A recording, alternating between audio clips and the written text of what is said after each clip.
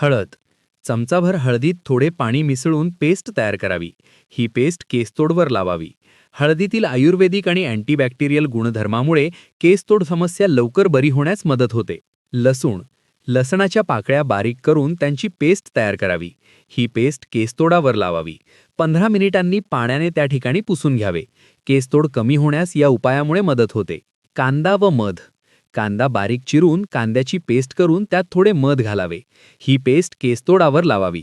15 मिनिटांनी पाण्याने त्या ठिकाणी पुसून घ्यावे. यामुळे ही केसतोड बरी होण्यास मदत होते. एरंडेल तेल. एरंडेल तेलात कापसाचा बोळा भिजवून तो बोळा फोड आलेल्या ठिकाणी काही वेळ ठेवावा. एरंडेल तेलात असणाऱ्या अँटीबॅक्टेरियल गुणधर्मामुळे केसतोड समस्या लवकर बरी होण्यास मदत होते. काकडीचे काप. डोळ्यात होणारी जलन कमी करण्यासाठी काकडीचा वापर करणे खूप फायदेशीर आहे. यासाठी काकडीचे बारीक काप करून ते फ्रीजमध्ये ठेवा. त्यानंतर काकडीचे हे थंड तुकडे डोळ्यावर ठेवा आणि थोडा वेळ झोपून राहा. यामुळे डोळ्यात होणारी जलन दूर होण्यासाठी हा घरगुती उपाय फायदेशीर आहे. एरंडेल तेल. एरंडेल तेलामध्ये कापसाचा बोळा बुडवून घ्या आणि हलके पिळून घ्या. यानंतर तो बोळा आपल्या डोळ्यांवर पसरवून काही वेळ झोपा. याशिवाय आपण आपल्या बोटांना एरंडेल तेल लावून डोळ्यांच्या पापणीवर हलके मालिश करू शकता. यामुळेही डोळ्यातील जलन कमी होते. गुलाबजल. डोळ्यात होणारी जलन दूर करण्यासाठी गुलाबाचे पाणी देखील खूप उपयुक्त आहे. गुलाब पाण्याचे 1-2 थेंब आपल्या डोळ्यात घालू शकता आणि थोडा वेळ झोपू शकता. गुलाबजलामुळे डोळे साफ होऊन डोळ्यात जलन होणे कमी होते. थंडगार दूध.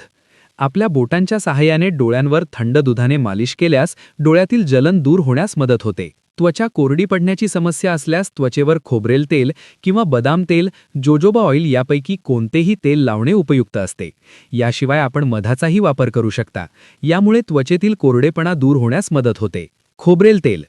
त्वचा कोरडी पडत असल्यास त्वचेला सकाळी व रात्री झोपण्यापूर्वी खोबरेल तेल लावावे. यामुळे आपली त्वचा मऊ, मुलायम आणि तजेलेदार बनते.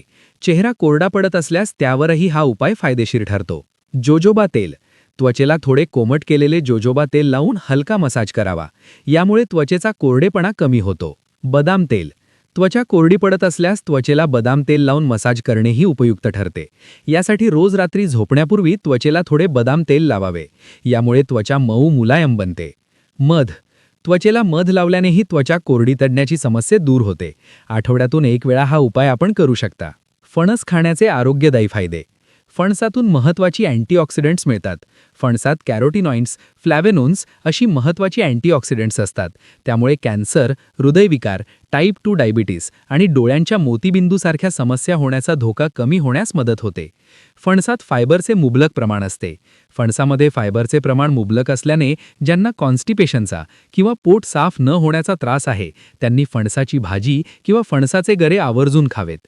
फणस खाणे अल्सरमध्ये उपयुक्त असते. अल्सरचा त्रास असलेल्या रुग्णांनी फणस जरूर खावा. यात असणाऱ्या नैसर्गिक घटकांमुळे जठरातील अल्सरच्या जखमा भरून येण्यास मदत होते. फणस डायबिटीजमध्येही फायदेशीर असतो. फणस गोड असूनही इतर फळांच्या तुलनेत फणसाचे पचन हळूहळू होत असते.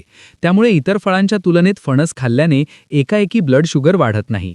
म्हणूनच फणसाचा ग्लायसेमिक इंडेक्स GI हा अतिशय कमी असल्याने फणस हा डायबिटीजमध्ये फायदेशीर असतो. याशिवाय यात असणाऱ्या फायबर्समुळे रक्तातील साखर आटोक्यात राहते.